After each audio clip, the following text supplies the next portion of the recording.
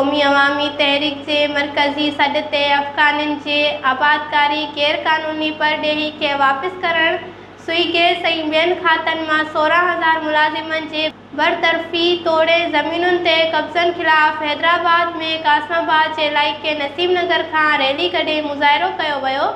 Report करे रहियो आहे दिलदार अली बलाल। यतीमखानो सम्झो आहे। सिंध जो पानी मथा खां अछा बंदि करे वेठी आहे। हेठि सिंध जा वॾेरा जेके आहिनि ज़बरदस्ती पंहिंजा धक्का हणियो, आम ग़रीब माण्हू खे पाणी ॾियण लाइ तयारु कोन्हनि। लाड़काने जहिड़े इलाइक़े में जिते कॾहिं पाणी जी खोट कोन रही, उते बि हाणे माण्हुनि खे सारियुनि जो बेज़ारो जेको सुकी वियो आहे, माण्हुनि वटि पाणी पीअण जो कान्हे। हेठि लाहौर में मदीन ऐं ठटे जी हालत इहा आहे जो माण्हू अञा ताईं वाट पटे वेठा आहिनि त कॾहिं तो असांखे पाणी मिले जो असीं पंहिंजो को अबरो सबरो फसल पोखियूं। इहा ज़लालत ॿई सरकारूं गॾिजी बियूं कनि। हेठि सिंध जो वॾेरो करे पोइ जेको पीपल्स पार्टी सां वाबस्ता आहे, मथे इमरान ख़ान जेको शायदि बंग पियो सुतो पियो आहे, उनखे का ख़बर कान्हे त सिंध जो पाणी कीअं रोकिबो वञे। सिंधियुनि खे तव्हांखे ख़बर आहे कि दीवार सां थो लॻायो वञे।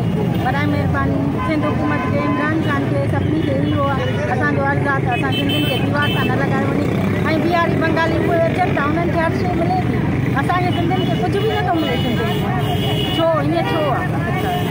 इन करे असांजो एहतिजाज असांजे सिंध में धारनि जी लोथ खे ध्यानु थो वञे थो। छाजे चवनि था त सभु पाकिस्तान, पोइ पाकिस्तान में पंजाब बि आहे, सूबो बलोचिस्तान भी है, उन्होंने में उन्होंने छो न था रायन अचे सिंध से दुश्मनी कई है। असां कदम बर्दाश्त कोन कंदासीं।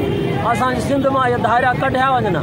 सिंध से तमाम घनी ज्यादती है, चारों तरफ का जंग वाली हालत है।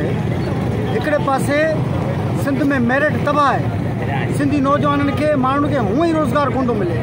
बे तरफ़ सिंध जी ज़राइत तबाह है। ज़राइत तबाह थियण जे करे वॾी बेरोज़गारी है। नौकरियों सरकारी उन्हनि खे थियूं मिलनि जिन वटि या तो पैसा आहिनि या तो वरी पीपलनि जी सिफ़ारिश है। जंहिं माण्हू वटि, जंहिं लोक वटि पैसा ऐं सिफ़ारिश न आहे उहो बेरोज़गार आहे। असां जेके बि सिंध जा ज़ुल्म पिया थियनि असां उहे बर्दाश्त न कंदासीं, असां विढ़ंदासीं।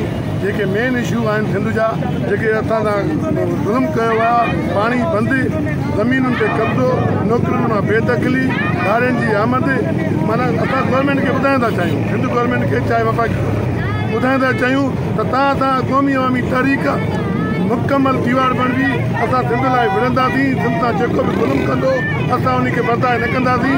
वफ़ाक़ जो कब्ज़ो आहे हेठि सिंध में, वॾेरा लुटेरा जागीरदार पीर मीर असांजे मथे जो सूर बणिजी विया आहिनि। सिंध जे वसीलनि ते काबिज़ आहिनि। असांखे हिसे जो पाणी नथो मिले। आबादगार हारी नारी सभु परेशान आहिनि। मथां वरी 12,000 मुलाज़िमनि खे बरतरफ़ कयो थो वञे। ज़मीनूं असां सिंधियुनि जूं ज़मीनूं आहिनि, जेके असांजे पोयरनि जूं ज़मीनूं आहिनि। सिंध ते हक़ हींअर आहे त सिंधियुनि जो आहे, कंहिं चोर लुटेरे पीर मीर जो हक़ न आहे। सिंधियाणी तहरीक जो हक़ आहे, क़ौमी अवामी तहरीक जो हक़ आहे। हिन जेके नस्ल दर नस्ल पैदा थींदा, सिंध ते हक़ उन्हनि जो आहे। असांजो मुतालबो अवल बि इहो आहे, आख़िर बि इहो आहे त सिंध में हाणे का बि गुंजाइश कंहिं धारे पीर मीर जी कोन्हे।